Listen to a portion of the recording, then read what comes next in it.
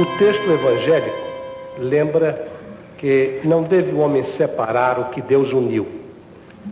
Argumenta-se, de um lado, que o casamento, portanto, é indissolúvel. E, de outro lado, que aquilo que Deus não uniu pode ser separado, porque não foi Deus que uniu. Pergunta, então, como os mentores espirituais de Chico Xavier interpretariam o texto bíblico. A primeira questão apresentada pelo nosso digno amigo, senhor deputado federal, doutor Freitas Nobre, envolve o problema do divórcio no Brasil. E isso traz uma outra questão, que é a questão do desquite. Sem nenhum desrespeito às nossas leis, com absoluta veneração aos nossos magistrados, que são zeladores da nossa dignidade como povo cristão. Mas os nossos amigos espirituais consideram que o desquite facultado pelo artigo 316 do nosso Código Civil, código, aliás, dos mais evoluídos da Terra, o desquite facultado pelo artigo 316, de algum modo, sem qualquer irreverência, pode ser comparado, com todo o respeito nosso, à dignidade dos nossos governantes e dos nossos legisladores. O desquite no Brasil pode ser comparado ao presente de um carro de luxo que é doado sem o motor. O carro não pode funcionar, porque o motor está de um lado e a estrutura do veículo de outro. No artigo número 323 do nosso Código Civil, existe a possibilidade da reconciliação dos cônjuges, seja de que modo for. E a lei, então, aprova a reaproximação dos cônjuges que não puderam viver juntos.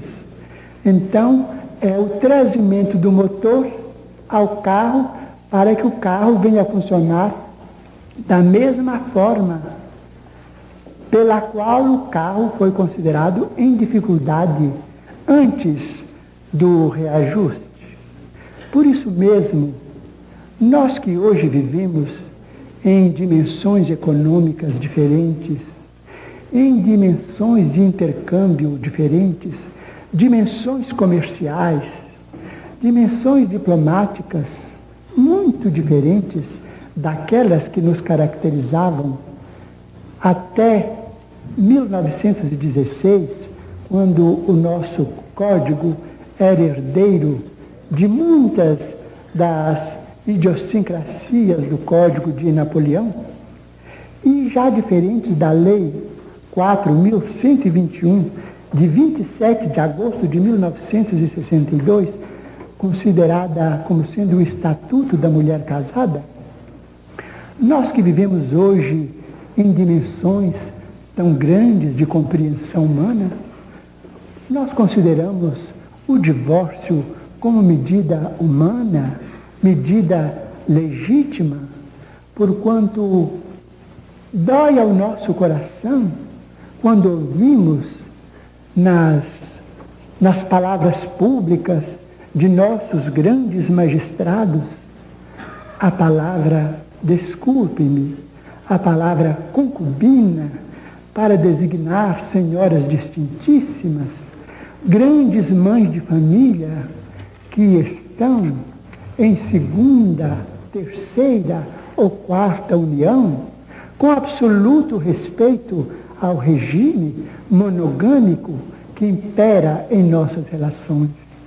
Peçamos a Deus que as nossas autoridades possam ouvir os nossos sentimentos, mas não apressadamente, porque as leis não devem se alterar de um dia para outro, para que determinadas alas de criaturas ainda não matriculadas na escola da compreensão humana, da ternura humana, venham a abusar da magnanimidade de nossos preceitos legais.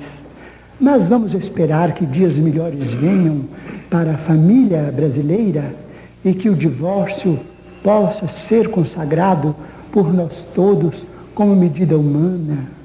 Porque, do ponto de vista espírita cristão, muitos talvez afirmem, mas e a dívida de outras reencarnações?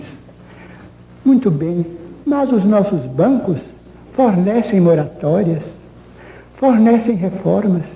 Será que o banco da providência divina está em penúria tal que não nos possa dar tempo para depois resgatarmos as nossas dívidas com determinados companheiros ou companheiras, para que nós não venhamos a cair muitas vezes em delinquência? Para salvaguardar os nossos interesses, a nossa integridade mental mesmo, o divórcio é uma medida humana. Mas nós devemos considerar, e isso digo na condição de espírita, nós os espíritas precisamos e sabemos respeitar a maioria católica da nação brasileira. Por isso mesmo fazemos votos para que o soberano pontífice, que nós tratamos com a máxima veneração, e que suas eminências, os cardeais do Brasil, e suas excelências, os senhores arcebispos e bispos do Brasil, possam também abençoar esses nossos ideais, para que o divórcio venha tranquilizar tantos adultos e legalizar tantos adultos e jovens que necessitam de semelhante medida para que a paz e o amor. Na fala do nosso caro entrevistador, Dr. Durval Monteiro, estou consertando o nome. Muito obrigado pela tolerância. Mas não suspendeu o doutor ainda. Foi um engano. Para que a paz e o amor reinem dentro do lar pátrio, do território brasílio. Isto sem desconsiderar os princípios monogâmicos, os princípios de fidelidade que os cônjuges devem entre si, dentro das novas dimensões psicológicas em que os nossos grupos sociais são chamados a viver. Nós temos dois fantasmas que precisamos abolir do campo de nossas vidas, que são a promiscuidade e a prostituição. Nós poderemos vencer a prostituição com a dignidade do trabalho, porque pelo trabalho cada criatura se faz respeitada pelo rendimento da sua própria vida no grupo social. E a promiscuidade pela orientação médica, que vai liberar a nossa mente de aventuras suscetíveis de comprometer o futuro de nossos descendentes. Mas o divórcio, medida humana, sem nenhum desrespeito à família brasileira, que é profundamente cristã, é medida humana, mas devemos esperar que os nossos magistrados reconsiderem os pontos de vista em andamento e que processos novos de vivência possam inspirar essa lei de libertação, que é uma lei justa, em favor da paz de nossos lares, com emancipação para o homem e emancipação para a mulher, sem as ilusões e as fantasias do amor possessivo, do amor egoístico de um lado ou de outro, porque cada um é senhor do seu próprio destino.